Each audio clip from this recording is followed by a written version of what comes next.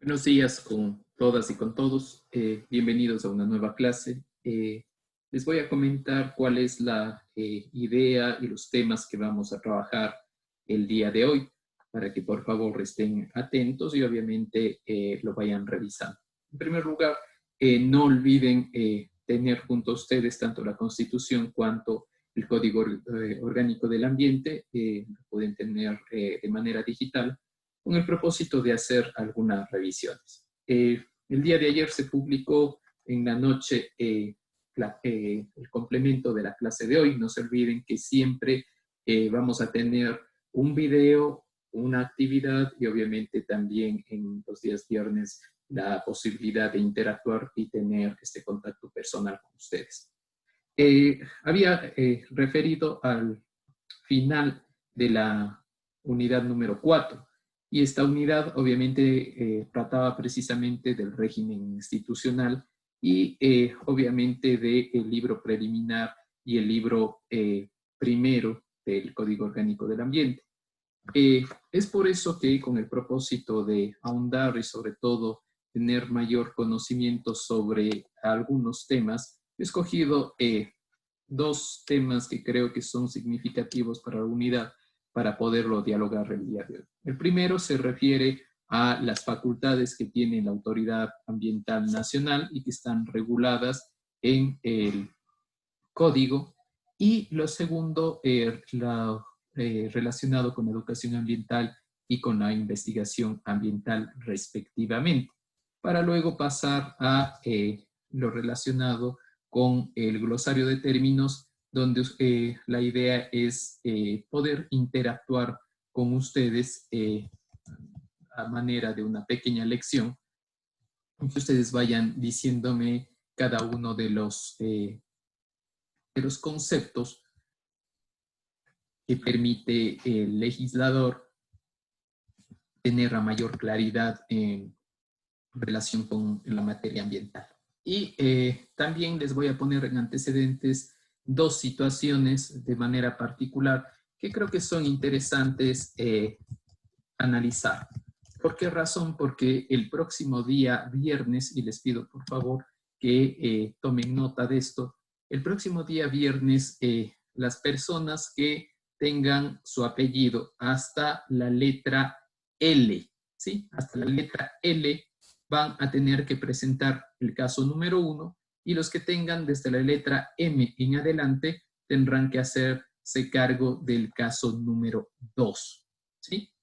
El caso número 1 corresponde a los problemas de la fusión que acarrea el nuevo Ministerio del Ambiente y el Agua, que fusiona al Ministerio del Ambiente, a la Autoridad Ambiental Nacional, y a la Autoridad Única del Agua, ¿sí? A la Secretaría del Agua. Y el segundo tiene que ver, en cambio, respecto de la delegación, ¿sí? Que tiene, obviamente, a la fecha el Parque Nacional El Cajas, el cual, como ustedes conocen, es un parque nacional, es decir, forma parte del Sistema Nacional de Áreas Protegidas, pero dentro del sistema nacional, ¿sí? Y este es el único caso en el cual se ha delegado, es decir, se ha entregado su administración al municipio de Cuenca, para que el municipio de Cuenca lo haga a través de la empresa ETAP. ¿Sí? Entonces ahí vamos a ver algunos temas que creo que van a ser pertinentes y sobre todo darnos cuenta de si es necesario generar este diálogo, si ustedes quieren, al final del día, entre la Autoridad Ambiental Nacional y los gobiernos autónomos descentralizados. Deben haberse fijado que una de las ideas que tiene precisamente la Constitución del Ecuador, y por supuesto que también la respeta el Código Orgánico del Ambiente, es hablar de esta administración descentralizada. Alexandra Andrade, ¿cree que tenemos que hablar en el caso del Parque Nacional de Cajas de descentralización o desconcentración? Pienso que debemos hablar de descentralización, ¿Por qué? eh, porque es mejor que ya una sola competencia esté ya regulando el Parque Nacional. ¿Se puede entregar esa competencia? Si usted está hablando de descentralización, la competencia se tendría que entregar. Y una de las ideas básicas de la descentralización es que no hay vuelta atrás. Pero considero que sí, porque ya mucho tiempo como que no ha estado tan regulado y no ha sido tan, ¿No ha estado regulado? No, sí ha estado o regulado. sea, Sí, no ha sido como que tan, digamos, de tanta preocupación, digamos, ya no solamente se dijo que se estaba regulado, pero hasta ahí se quedó el parque. gracias. Ca- Gracias, Alexandra. Alfredo Montenegro, ¿cree usted que cuáles son las razones, la importancia en la que radica, en este caso, de la delegación de la Administración del Parque Nacional El Cajas? Disculpe, doctor, ¿me puede? Sí, claro. Te digo que ¿cuál crees tú que es la importancia de delegar la administración del Parque Nacional El Cajas del MAE al municipio? ¿Crees que es importante o no es importante? Eh, quizás puede resultar importante por el tema de que teniendo una administración propia, administración local, se pueden conocer un poco más las necesidades que tiene el propio parque y ya con una visión distinta a la que quizás pueden tener ciertos funcionarios ajenos a la ciudad o ajenos a la provincia. Creo que sería bastante interesante que el Cajas pueda tener esta administración autónoma, quizás con una visión más local, con una visión más centrada y principalmente creo que se le da que un órgano ya que se centre totalmente en el Cajas, que esté totalmente con esa potestad dentro de esa área, le dará una mayor importancia a su manejo, le dará un mayor control y quizás puede dotarle de una mayor protección al Parque Nacional. Muchas gracias. Karen Sarmiento, ¿has escuchado tú cuál era el régimen del Parque Nacional El Cajas? ¿Quién administraba? Doctor, tal vez el Sistema Nacional de Protección de Áreas Naturales. ¿Ellos administraban? No te estoy pidiendo que Ah, veas en internet ni nada, pero ¿tú has escuchado quién administraba? el municipio de Cuenca. Sí, ¿a través de quién? De... Johnny, gracias, Karen. Johnny No, Muya, ¿por qué crees que en este caso la empresa Etapa, sí, sería la encargada de administrar? Buenos días, doctor. Buenos días. Bueno, yo creo que TAPA era la encargada de administrar el Parque Nacional Cajas porque está relacionada directamente con las funciones de TAPA, ¿no? Que es el cuidado del agua, ¿no? Y entonces es un recurso natural que en el Caja se puede evidenciar y tiene que darle la protección.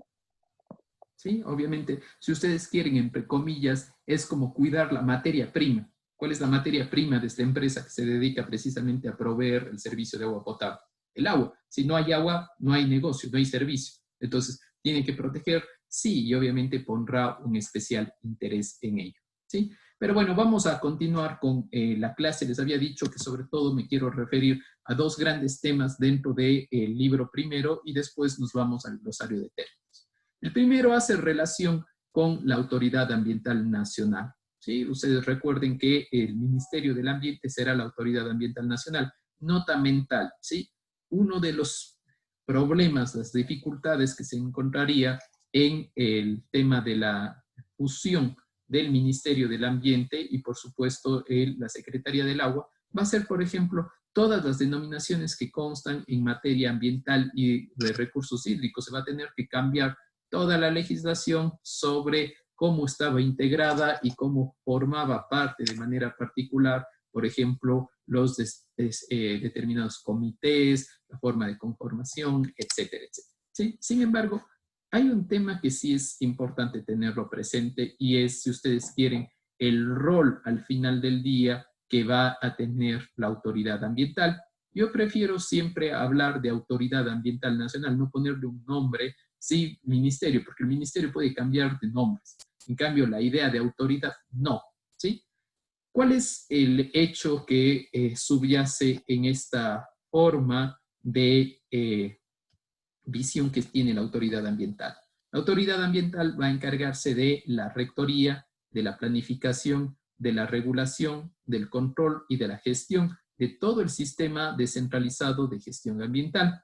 Pregunto, en base a la Constitución, ¿sí? Jocelyn Ortiz, ¿cuál será el fundamento a través del cual, ¿sí? El legislador en este caso toma de manera particular esta idea de otorgarle todas esas grandes competencias y esa gran carga a la Autoridad Ambiental Nacional? Considero que en realidad será un tema aislado de cualquier otro, o sea, para que no se base principalmente en buscar beneficios particulares para tal o cual administración. No, Jocelyn, usted se está formando como jurista. Le ruego, por favor, que tome la Constitución y le estoy preguntando en qué cree que se basó el legislador, ¿sí? Bueno, ¿En qué será? Pero piensa tú. José Solís está levantando la mano. Dígame, por favor. No sé, pienso tal vez que es por la descentralización en la que se basa el país. Bien, por ejemplo, es el artículo primero. Sí, pero ¿qué más? ¿Por qué será en este caso de quién depende de manera particular Ana Paula Jaramillo el Ministerio del Ambiente o la Autoridad Ambiental Nacional? ¿Es una entidad que depende de quién? del Ejecutivo. Ya, perfecto. Entonces, si revisamos, Ana Paula, por favor, si me ayudas, en el artículo 141, ¿sí?, de la Constitución, ¿qué nos señala en relación a el ejercicio de estas potestades?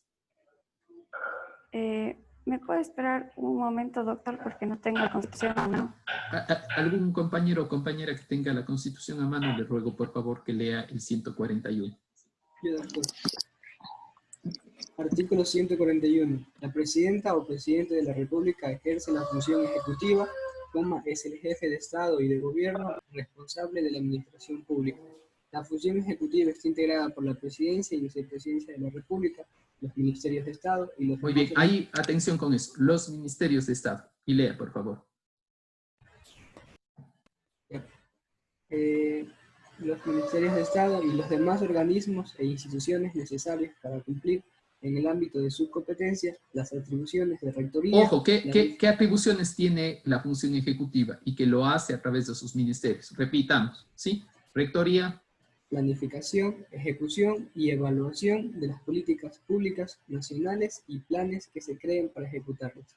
Muy bien, muchas gracias. Ahora, ¿qué pasa de manera particular en lo que estamos revisando sobre el ámbito de manera particular ambiental? Nosotros vamos a encontrar a partir del capítulo 5, donde hablamos de recursos económicos, régimen de desarrollo, etcétera, vamos a encontrar qué va a suceder de manera específica con los sectores estratégicos. Y con los sectores estratégicos ustedes saben que se encuentra precisamente ¿qué? El medio ambiente y la biodiversidad. Les ruego por favor que leamos el artículo 313.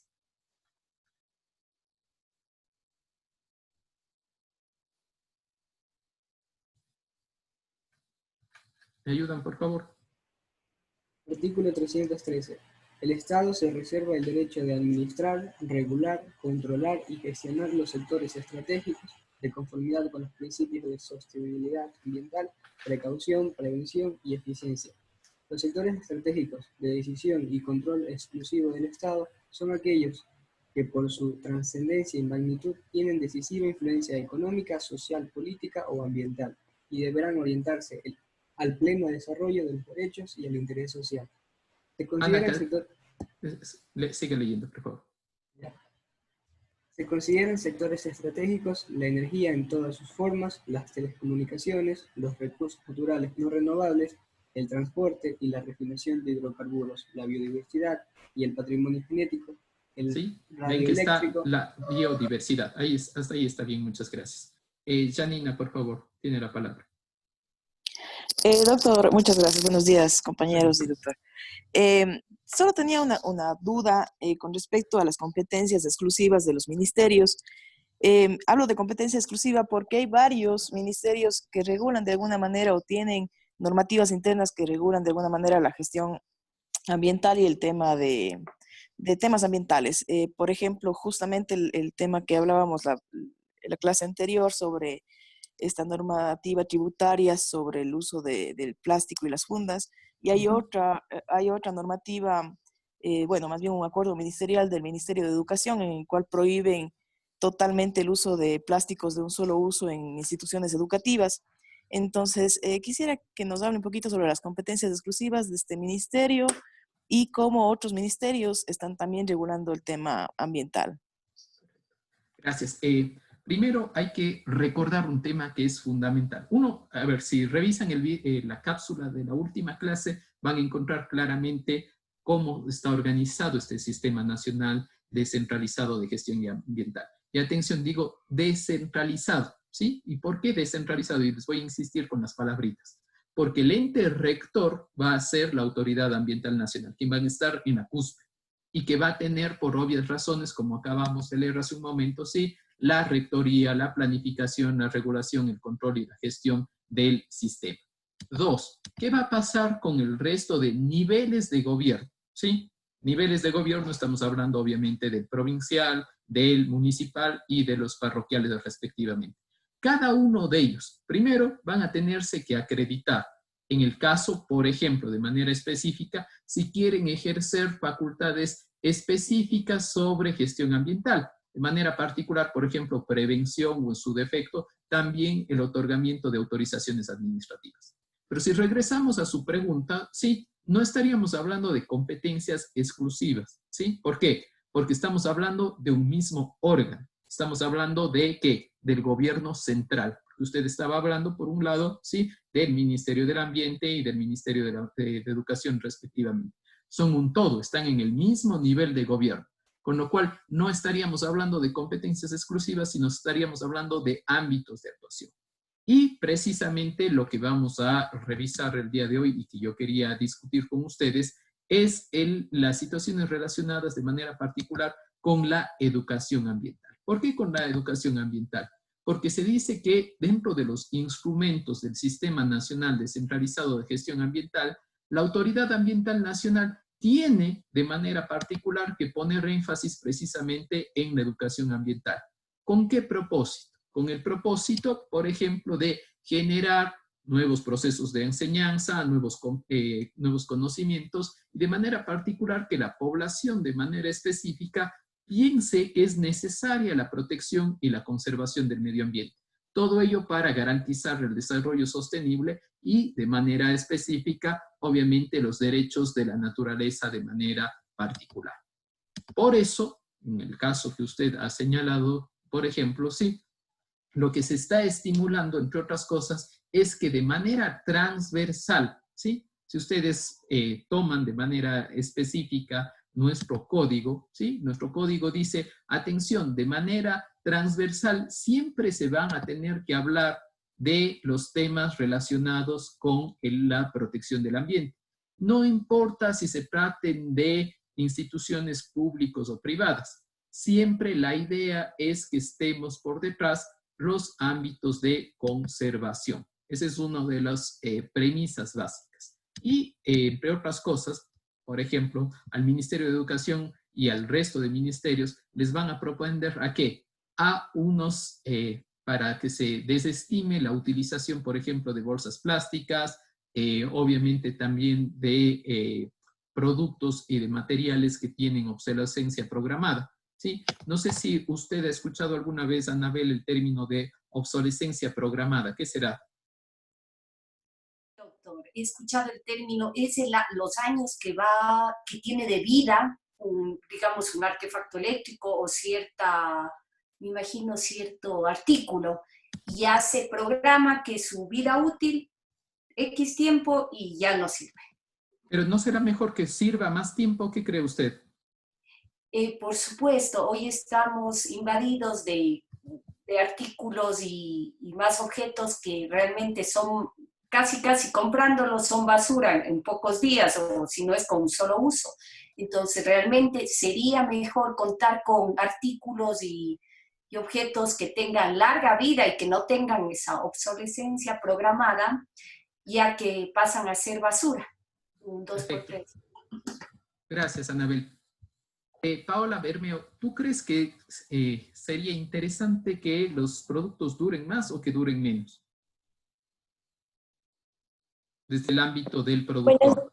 Buenos días, doctor. Buenos días. Yo creo que los productos deberían durar el tiempo en el que sea necesario, porque hay veces que se va avanzando y se necesita de productos que vayan cambiando de acuerdo a la necesidad de la sociedad, del mundo en sí. Sí. Giancarlo Scarchi, ¿usted ha utilizado en alguna ocasión algún servicio, por ejemplo, de reparación de un producto o no? Buenos días, doctor. Sí, lo más común es de los celulares. Sí, de los celulares, sí. ¿Cuál puede ser? ¿Pero qué hacían sobre todo, por ejemplo, las personas, nuestros padres, nuestros abuelos? ¿Qué otros servicios de reparación utilizaban? De los ¿Qué se le viene a la mente? televisores y más comúnmente de los radios. Sí, los radiotécnicos, ¿no es cierto? Era una profesión que tenía gran injerencia. Pero ¿qué pasaba, por ejemplo, Karen Sarmiento, con las situaciones relacionadas con la cocina, por ejemplo? ¿Qué pasaba con las ollas? ¿Sabía qué pasaba con las ollas? No, doctor, no tengo conocimiento sobre eso. No sabían que había un latonero, ¿sí? Que las ollas se hacían pequeños agujeros. Y como se hacían pequeños agujeros, había que llevarle al latonero. O si no, se hacía, me imagino que todavía lo utilizarán, si se hace un agujero o hay un problema en la planta de un zapato, ¿qué se hace? Repararlo, ¿sí? Se le vuelve a coser, etc. Anabel Cordero, quería preguntar algo.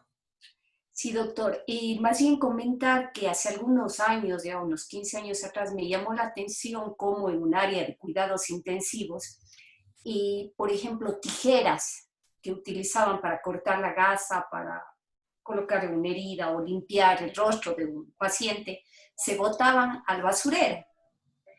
Y claro, eso decía yo porque quizá estaba en un hospital de los Estados Unidos, pero aproximadamente hace unos 10 años, escuchaba cómo eso también se iba a implementar aquí. Y realmente podía ser una esterilización que podía darse, ¿no? Yo no creo que una tijera, bueno, a menos que, no sé, que esté en un área contaminada, pero es impresionante cómo cada vez más los insumos médicos en este momento, incluso que estamos utilizando, son basura, con uso. Perfecto, muchas gracias. Este concepto de reparar cada vez ha ido desapareciendo y la idea de la obsolescencia programada apareció, para que ustedes se den cuenta, sí, por primera vez en el siglo XIX. Estamos hablando de 1881. Y ahí se creó un comité de manera particular que se llamaba el Comité de las 1500 horas. ¿Y qué era este Comité de las 1500 horas? Ellos se reunieron, los grandes productores, y dijeron, sí, es muy importante que las bombillas, ¿sí? Las bombillas eléctricas, no puedan superar las 1000 horas. ¿Por qué? Porque caso contrario, ¿sí? Se desestimulaba el consumo. Entonces, la idea de la obsolescencia programada tiene a su vez dos particularidades, ¿sí? Una que es de carácter objetiva y otra que es de carácter subjetivo. La objetiva es la duración real de un producto. Y la segunda, la subjetiva, es en cambio lo que nos convence, obviamente el marketing, el mercado en general, que tengo que cambiar un producto, ¿sí? Las situaciones me hacen que, por ejemplo, una ropa que todavía esté utilizando, los zapatos que esté todavía utilizando y que no tengan ningún problema, automáticamente lo tenga que cambiar. ¿Por qué? Porque, entre otras cosas, el sistema me está obligando a tomar un cambio. Pamela Andrade. Sí, doctor. Justo hablando de esto, de la obsolescencia programada, yo le quería preguntar si sucede lo mismo con lo que venían a hacer los teléfonos, porque al fin y al cabo, cuando pasan 2 años, uno tiene que cambiar el teléfono, ya sea por el avance de la tecnología. Entonces, en este caso, también estaríamos hablando de obsolescencia programada. Sí, depende de los casos, atención, depende de los casos. Por ejemplo, cuando sucedió el tema de manera específica con los iPhone, ¿sí? Con la marca Apple, sí estamos hablando de obsolescencia programada en dos casos específicos, ¿sí? Tanto objetiva cuanto subjetiva. Objetiva, por ejemplo, cuando se cambió, ¿sí? El pin de carga. Se cambió el pin de carga, el ancho al fin. ¿Qué pasa si yo tenía, obviamente, un equipo de los anchos? por obvias razones, lo que terminó sucediendo es que ya no podía conectar con los nuevos repuestos que eran finos y obviamente se dejó de producir lo anterior, pese a que tu teléfono seguía funcionando. Pero también existe de manera específica y iPhone lo reconoció, Apple, perdón, lo reconoció el año pasado y que fue juzgado en un tribunal antimonopolio, perdón, en la Unión Europea, donde reconoció que los iPhone de última generación, a propósito, se planificaba la obsolescencia programada a través del software. No sé si les ha pasado también con otras marcas. El teléfono está funcionando muy bien, pero comienzan a llegar una serie de actualizaciones, una serie de aplicaciones que ya no te funcionan con la versión anterior del teléfono. ¿Sí? Puedes aguantar una aplicación, 2 aplicaciones, pero si todas las aplicaciones migran, ¿sí?, a estas nuevas interfaces que a ti ya no te permiten abrir, ¿qué están haciendo? Te están obligando tácitamente a que cambies de teléfono, ¿sí? De manera específica, lo que terminó sucediendo detrás de eso es que iPhone fue multado, precisamente por una práctica anti-competencia, porque estaba cayendo en un tema de monopolio, haciendo que se le obligue de manera particular. Josué Solís y después Johnny Muti. Doctor, solo quería preguntarle, ante los casos que hay una competencia desleal de marcas, por ejemplo, que son internacionales, como en el caso ahora de Apple, o también que en un tiempo fue Volkswagen con lo que tuvo esa mentira y todo eso, ¿quiénes son los encargados de resolver esos casos así internacionalmente? Gracias. En los casos que tú te refieres, te doy la respuesta en cada uno de ellos. En el caso de Volkswagen, y que dicho sea de paso, es bastante actual tu pregunta, porque el caso fue resuelto precisamente esta semana. Como ustedes saben, lo que termina pasando es que se resuelve un caso y después vienen a la cola los siguientes, ¿sí? Y lo que terminó pasando en el caso específico de Volkswagen es que hubo una demanda directamente ante los juzgados civiles y mercantiles de Alemania, ¿sí? Recuerden el caso, no sé si se acuerdan todos, pero era el hecho de que los automóviles Volkswagen con una tecnología de diésel se vendían como que tenían menos emisiones. Entonces, el hecho de tener menos emisiones era mucho más atractivo para el consumidor. Sin embargo, detrás lo que había estaba totalmente apañado, tapado, una tecnología vieja, ¿sí? Y que en las pruebas iniciales intentaron convencer al regulador, ¿sí?, ambiental, que cumplía todo. Sin embargo, los carros que venían por detrás no lo cumplían, ¿sí? Fue condenado de manera particular Volkswagen a pagar 20.000 euros, ¿sí?, que es más o menos el precio del vehículo, pero, ¿sí?, la idea es lo que se viene por detrás, que obviamente son miles de personas que tenían el mismo problema. ¿Qué ha sido la actitud que ha tenido Volkswagen? Volkswagen, además de destituir a sus directivos de ese entonces, lo que ha hecho es intentar soluciones amistosas, es decir, que no se judicialice, sino ir a mediación y hacer unos pagos, compensaciones, entregas de vehículo para dar vehículos nuevos. En el caso en cambio, totalmente distinto, en el caso de Apple, donde se le denunció de competencia desleal, sí, y prácticas monopólicas, en cambio esto fue juzgado ante el Tribunal de la Unión Europea, ¿sí?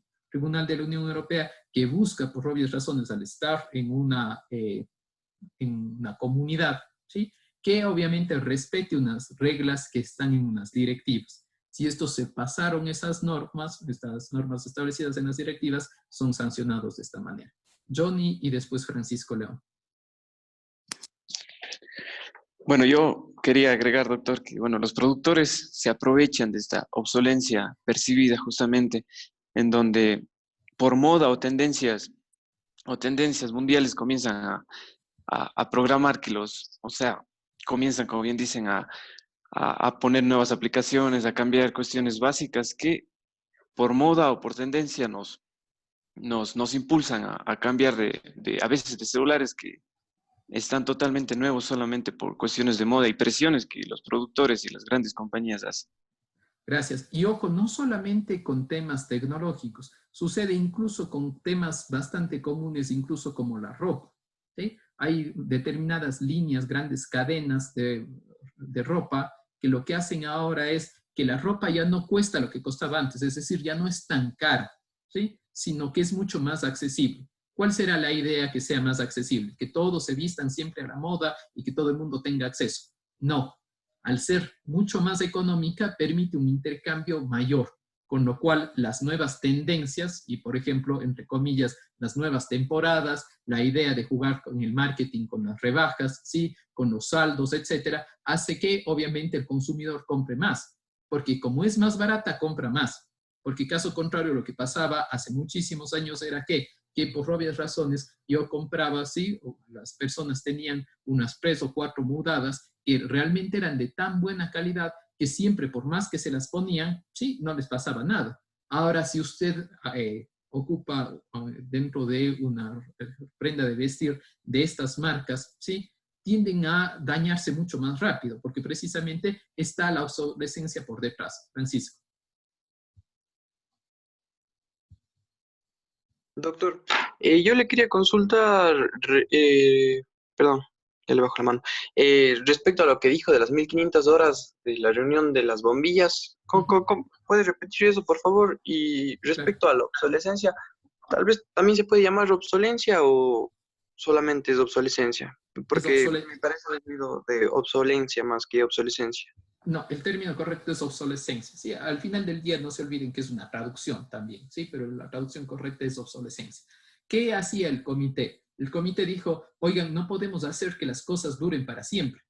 ¿Por qué? Porque si las cosas duran para siempre, no es un negocio. Y de manera particular, lo primero que se hizo, y obviamente fue el comité, ¿sí? Fue en el caso de las bombillas eléctricas. Las bombillas eléctricas, ¿sí? La tecnología podía llegar a tanto que la bombilla dure, sí, N cantidad de tiempo. Pero la idea para que sea negocio, ¿qué se tenía que hacer? Que las bombillas se quemen. Si se quemaban las bombillas, por obvias razones, ¿qué pasaba? Tenía que estar cambiando cada cierto tiempo. Entonces ahí también vino un marco regulatorio y dijeron, bueno, está bien que se quemen, pero tampoco hagan que se queman muy rápido, sino que por lo menos tienen que durar una cantidad determinada de horas. Por eso, en los últimos tiempos, ustedes se deben haber fijado que hemos tenido unas 3 tendencias en menos de una década, hemos tenido un cambio bastante particular. Pasamos de las bombillas normales que tenían un consumo energético muy alto, ¿sí? Bajo un principio ambiental, ¿sí? Y obviamente también económico. ¿Qué se hizo? Se generó una tecnología para que se gaste menos y vinieron las famosas bombillas de los focos ahorradores. Más de uno de nosotros tenemos en casa una bombilla ahorradora. Deben haberse fijado que a veces es esa luz blanca, a veces también hay luz cálida, pero esa luz que parece de clínica, ¿sí? ¿Qué pasa con eso? Que si bien es cierto hay un menor consumo, sin embargo, la carga que tiene potencialmente contaminante es altísima. Usted no puede tomar, y dicho de paso, no lo haga nunca, ¿sí? No tome esas bombillas y, por ejemplo, no las puede depositar directamente en la basura. Lo tiene que, un gestor de manera particular, ¿sí? Lo tiene que realizar todo el proceso, porque tienen alta carga, por ejemplo, entre otras cosas, de plomo, ¿sí? Y lo que sucedía es, si se rompe esa bombilla, no sé si han visto, suena ¡pum!, ¿sí? Y sale como un polvo, y es un polvo altamente contaminante. ¿Qué pasaba entonces? Que el productor tenía que hacerse cargo, sí, bajo el concepto de la cuna a la tumba, tenía que hacerse cargo de todo el proceso posterior, y era muy oneroso, ¿sí? Si estamos en la tendencia de tener casas que consuman menos energía, ¿qué se vino después? Y que ahora lo tenemos y cada vez en casas, en negocios se está poniendo no solamente desde el punto de vista de que ahorra, sino también desde el punto de vista ambiental, porque no contaminan como las otras bombillas. Estamos hablando de la tecnología LED. Y la tecnología LED tiene un menor consumo, si bien es cierto, a veces cuesta un poco más hacer el cambio. Sin embargo, el ahorro que se ve a futuro es mucho mayor, ¿sí? Sin embargo, para concluir el tema de la obsolescencia programada, la idea que está por detrás, ¿cuál es? ¿Sí? Que está planificado que en determinado tiempo la persona tenga que volver a comprar un producto. Y tiene que volver a comprar un producto, entre otras cosas, porque ya no necesariamente se le puede reparar. Veas el caso, por ejemplo, de televisores, veas el caso de computadores, etc. ¿Sí? A veces ya determinadas partes incluso les sueldan y les crean en un solo componente. para que ya no se pueda desarmar y que si usted lo quiere reparar tenga que comprar toda una nueva pantalla, tenga que comprar todo un nuevo módulo y que lo tenga que instalar. No hacer simplemente una pequeña conexión. Porque, o en su defecto, que los repuestos casi sean más caros que un nuevo televisor o un nuevo radio, ¿sí? Lo cual ha desestimulado esta situación. Sin embargo, ¿sí? Frente a esto, la economía circular se ha puesto de relieve y de manera específica, por ejemplo, como en Japón y de manera particular en la Unión Europea, la directiva europea que rige desde este año, ¿sí? Ya hace de manera particular y exige que, entre otras cosas, por ejemplo, se obligue, atención, se obligue al ecodiseño. ¿Y qué será esto del ecodiseño? Uno, por ejemplo, que se incorporen ya de por sí componentes reciclados y también que las partes sean fáciles de sacar y también que no se tenga presente el tema de la obsolescencia programada, o si se la tiene, se tenga en un tiempo bastante grande y se tenga la posibilidad de reparar. Eso viene en el caso nuestro de manera específica dentro de los dos aspectos que estábamos hablando. Estábamos hablando tanto de las situaciones relacionadas con la educación ambiental, es decir, una ciudadanía educada que sabe obviamente cuáles son las consecuencias y sabe también cuál es el patrimonio con el que cuenta, va a realizar acciones que sean menos contaminantes. Del otro lado, en cambio, la investigación ambiental, ¿por qué va a ser necesaria? La investigación ambiental será necesaria sobre todo para un tema que es básico. Ustedes deben haber seguido en ciencia política a uno de los autores de finales del siglo XIX, inicios del XX, un político cientista que se llamaba Max Weber. Max Weber decía, hay que diferenciar y sobre todo tener presente que el político tiene que ser científico y el político tiene que tomar sus decisiones no basadas en una coyuntura, sino tiene que tomar las decisiones basadas en evidencia científica. ¿Me explico? ¿Qué sucede, por ejemplo, si yo voy a regular una situación particular de prohibición de una importación, por ejemplo, de materiales? ¿Qué voy a hacer en relación a una situación, por ejemplo, de la declaratoria de una zona bajo el Sistema Nacional de Áreas Protegidas? Tener evidencia científica, que los investigadores me digan a través de sus trabajos por qué es importante mantener, por qué es importante regular, por qué es importante estimular. Les voy a poner un ejemplo a nivel internacional para que se fijen en esto. Sucedió hace algunos años precisamente con la Organización Mundial de Comercio. La Organización Mundial de Comercio estimula obviamente los tratados y la cooperación y el libre comercio entre los estados. Sucedió un tema particular entre la Unión Europea y Brasil respecto de los residuos. ¿Sí? Habían unos residuos de manera particular que eran de llantas. ¿Sí? Se estaba haciendo un negocio de que todas las llantas que salían, obviamente, de uso de la Unión Europea, terminen y paren en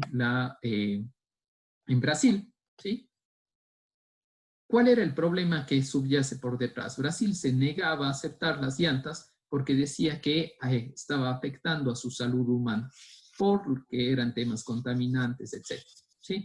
La Organización Mundial de Comercio no le daba la razón hasta que hubo una evidencia científica que no era una buena idea llevar, obviamente, las llantas a Brasil, porque, por ejemplo, entre otras cosas, se llegó a demostrar que un problema latente en una zona tropical como Brasil era la incubación de los moscos del dengue que causaban problemas a la salud. Entonces, se tuvo una evidencia científica y se dijo, no podemos traer las llantas acá porque no es una buena idea. En el caso ecuatoriano, para que se fijen cómo una evidencia científica ayuda a la toma de decisiones, se dio hace poco, por ejemplo, aquí en nuestra zona cercana, en la conexión de dos áreas naturales protegidas, del Sistema Nacional de Áreas Protegidas. ¿Qué encontraron los investigadores? Los investigadores encontraron que los animales y las especies silvestres necesitaban un corredor de manera particular con el propósito de ir de un lugar al otro entre estas dos grandes reservas. Las dos reservas estaban protegidas, estaba muy bien, ¿sí? Pero al final del día una reserva es una creación humana. Los animales no les interesa hasta dónde llega la zona definida, sino que para alimentarse y obviamente también por temas de cacería, temas de subsistencia, se iban de un lugar a otro. ¿Qué se hizo? A través de una evidencia científica se comprobó que había un corredor natural y lo que se hizo fue tomar la decisión de ampliar ese corredor para poderlo proteger respectivamente. ¿Sí? Ahora, como estamos terminando un poco ya la hora, les voy a ir pidiendo, por favor, que me vayan contestando algunas preguntas. ¿Sí? Señor Chiriboga, vamos al glosario de términos, por favor. ¿Sí? Y explíqueme cuál es la diferencia entre los componentes abióticos y bióticos, respectivamente. Doctor, buenos días. Buenos días. No pude ver el glosario del PAS, que tuve con problemas acá con la luz y no pude revisar eso. ¿No tiene este rato a la mano? No, ¿El doctor. código? ¿El Gracias. código? Sí, El código. ¿tiene el código? Sí, es del código. Ya véale al final, por favor, ¿sí? Y vea cuál es la diferencia usted mismo en el glosario de términos. Está al final, ¿sí? ¿Cuál es la diferencia entre componente abiótico y biótico?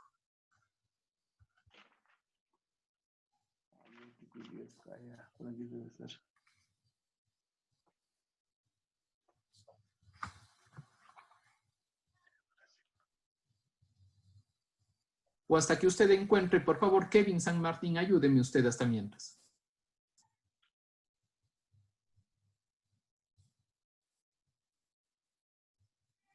Dijo, ¿cuál dijo?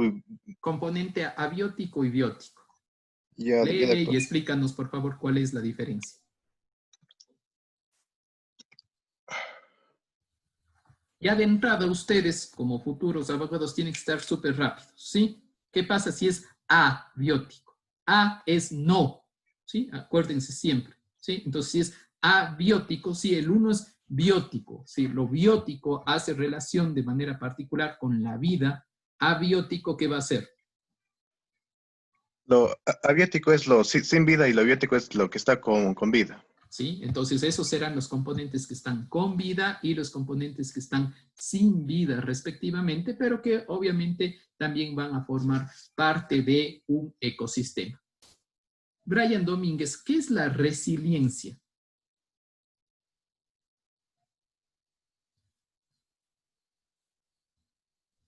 La resiliencia, ¿no?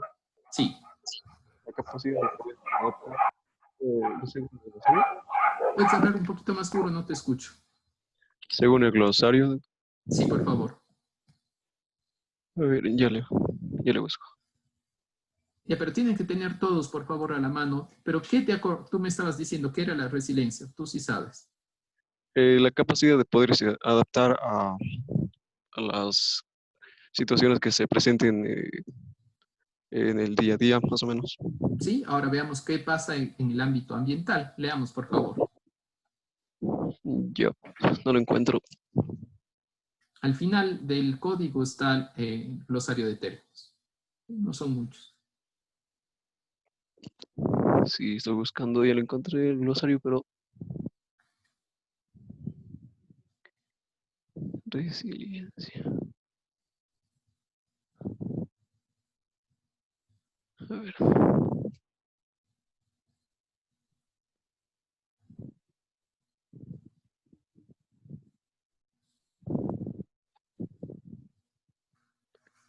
Después del residuo que habíamos revisado en la clase anterior.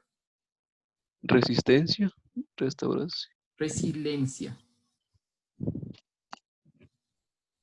Doctor, yo estoy buscando y no encuentro ese término. Sí.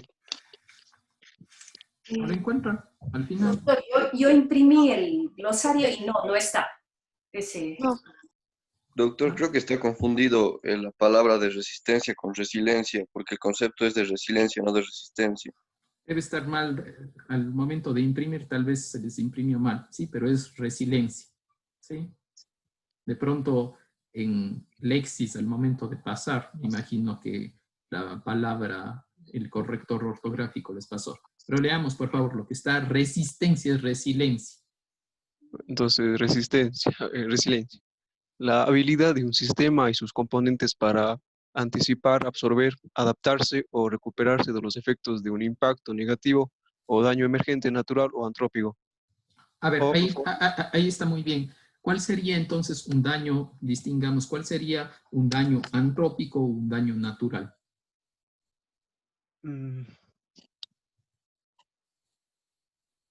un daño antrópico sería tal vez un daño producido por el ser humano. Por supuesto, sí. ¿Cuál podría ser? En cualquier ecosistema, digo. Bueno, la producción, la industria que afecten, Un por derrame de ejemplo, petróleo, ¿no es cierto? Sí, sí, un derrame de petróleo, eso es antrópico. ¿Y cuál podría ser también uno, pero natural? un daño natural. ¿Podrá haber un natural?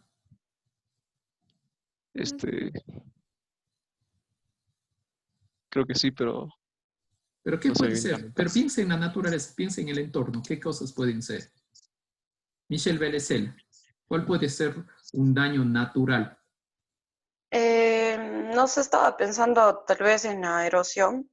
Sí, puede ser la erosión, por ejemplo, a través del aire, a través del agua, ¿no es cierto? Sí. Ujú. Y eso puede terminar causando, qué sé yo, por ejemplo, un derrumbe. Ese derrumbe afecta a un río y el río después tiene alta carga de arsénico, por ejemplo. ¿Sí? Eso es totalmente natural. ¿Sí? Jennifer Tenecota, ¿cuál podría ser otro caso?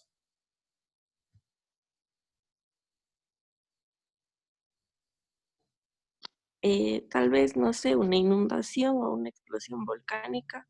Sí, efectivamente, una explosión volcánica directamente hay una contaminación, por ejemplo, atmosférica, pero también puede existir a través del material piroplástico directamente tanto al suelo cuanto al agua. ¿Sí? Y obviamente hay un tema en ese sentido. ¿Sí? Terminemos, por favor, entonces con el concepto de resiliencia.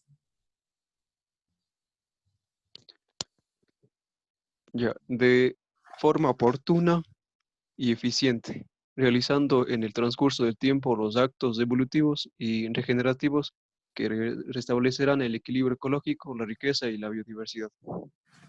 Listo. Les voy a pedir, por favor, que lo tengan presente. No sé si vamos a alcanzar a ver todos, pero por ejemplo, los que sí me interesa sobremanera que lo tengan presente es gestión ambiental, impacto ambiental y plan de manejo. ¿Sí? El plan de manejo ambiental. Vamos en orden de cada uno de ellos. ¿Sí? Ayúdenme, por favor. ¿Quién estamos? Marco Muñoz. ¿Sí? Marco, ayúdeme, por favor, con el concepto del impacto ambiental. Ya, doctor, nos dice, el impacto ambiental son todas las alteraciones positivas, negativas, directas e indirectas generadas por una actividad, obra, proyecto público o privado que ocasionan cambios medibles y demostrables sobre el ambiente, sus componentes, sus interacciones y relaciones y otras características del sistema natural. Por ejemplo, Michel Pangol, nosotros vamos a construir una central hidroeléctrica. Para hacer esa central hidroeléctrica tenemos que hacer una represa. ¿Crees que la represa tendrá un impacto ambiental de acuerdo al concepto que acabamos de leer? Yo pienso que sí, si no se toman las medidas, o sea, hacer un análisis previo para poder construir la misma. Si no se toman las medidas, y si se toman las medidas, ¿crees que ya no exista impacto ambiental? No, sí, sí va a haber. Siempre va a haber, siempre Ajá. existirá, ¿sí? Siempre va a existir, ¿sí? Pero atención, y esto es muy importante en el concepto y sobre todo para entender el derecho ambiental, ¿sí? Siempre toda actividad antrópica va a tener un impacto, pero el hecho que tenga un impacto no quiere decir que de per se está bien o mal, ¿sí? Sino que se van a tener que tomar las medidas respectivas de acuerdo, en nuestro caso, a lo que establece la legislación con el propósito ya sea de adaptarlas, de minimizarlas o que al menos no sean tan fuertes el impacto que se tenga. Ya habíamos conversado al respecto que dependiendo del impacto se van a calificar unas que no son no significativas, que son leves, que son moderadas y altas. Las moderadas y altas sí van a necesitar de manera particular que de un plan de manejo ambiental. Y en ese sentido, el plan de manejo ambiental, ¿qué es, Tatiana Morejón?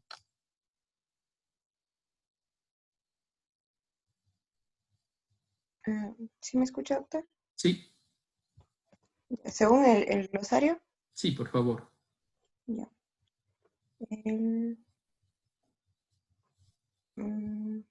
Ya. El plan de manejo ambiental es el documento que establece en detalle y en orden cronológico las acciones que se requieren ejecutar para prevenir, mitigar, controlar, corregir y compensar los posibles impactos ambientales negativos o acentuar los impactos positivos causados en el desarrollo de una acción propuesta. Sí, muy bien, gracias. Entonces, ¿qué pasa? Sí van a haber impactos, pero que son negativos y positivos. Los negativos vamos a bajarles y los positivos tratar de mostrarlos más. Es decir, va a haber un documento técnico por detrás, elaborado por técnicos, por biólogos, por ingenieros ambientales, que nos va a establecer cuáles son las condiciones. Pero atención, aquí también entramos los abogados. ¿Y los abogados entramos para qué? Para tratar de guiar, de conducir, de decir cuál es el marco regulatorio que se tiene que utilizar en cada uno de los casos para generar estímulos, las regulaciones respectivas, etc. ¿Sí? Y para poder terminar, le voy a pedir a usted, Camila Alvarado, que me ayude, en cambio, con el concepto de gestión ambiental. Ya, doctor. Gestión ambiental. Conjunto de políticas, normas, actividades operativas y administrativas de planeamiento, financiamiento y control estrechamente vinculados que deben ser ejecutadas por el Estado y la sociedad para garantizar el desarrollo sustentable y una óptima calidad de vida. Muchas gracias. Entonces, la calidad ambiental va a ser ¿qué? La gestión ambiental va a estar vinculada a la calidad ambiental con el propósito de ser ese marco general, ¿sí? Que se va a encargar precisamente de estas actividades, de medir los impactos, de hacer los planes de manejo, hacer los seguimientos, las evaluaciones respectivamente, ¿sí? Hasta aquí vamos a terminar la unidad 4. Para el examen interciclo, ¿sí? Solamente será hasta esta unidad. No obstante, a partir del día lunes, continuamos nosotros con la revisión del resto de temas, pero no van a ingresar, por obvias razones, al examen interciclo respectivamente. Y la segunda información que les quería dar es que el día de hoy les voy a subir el material para que ustedes puedan elaborar su pequeño trabajo. Es una presentación, no es un trabajo escrito, no me tienen que entregar, sino lo van a exponer de manera oral, más o menos de 5 a 10 minutos respectivamente, para exponerlo la próxima semana, el día viernes. Con lo cual, ustedes van a tener el tiempo del caso para hacerlo. Ya saben, los que son hasta la letra L van a hacer el caso de la fusión y los que son de la letra M en adelante harán lo del cajas. Mateo, quería preguntar algo. Sí, doctor. Para el trabajo que hay que mandar para el 30, en principio yo había visto que habían 3 documentos para guiarse: el de la sentencia, o sea, la guía de cómo hay que hacer una sentencia, sí, la sentencia como tal del río Vilcabamba, y había un documento aparte.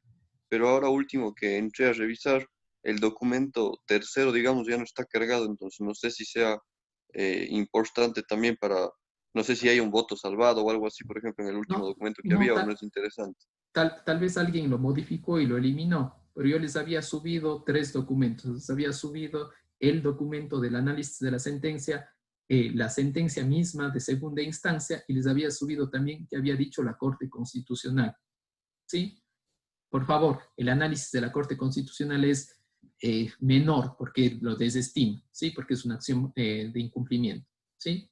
Lo que tendremos que centrarnos es en el análisis de la sentencia de segunda instancia.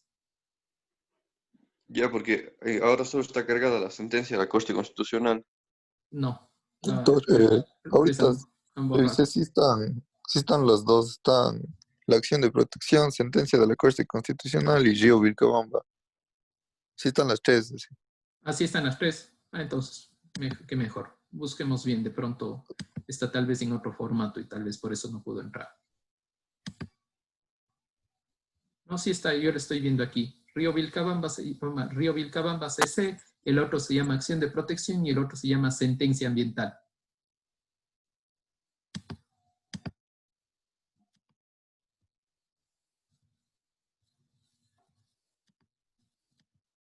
Ahí está para que le vean. Son estos 3 documentos. ¿Sí? Hasta aquí sería, chicos y chicas, la clase. Muchísimas gracias por su atención y nos vemos la próxima semana. Muchas gracias. Gracias, doctor. Gracias, doctor. Hasta luego.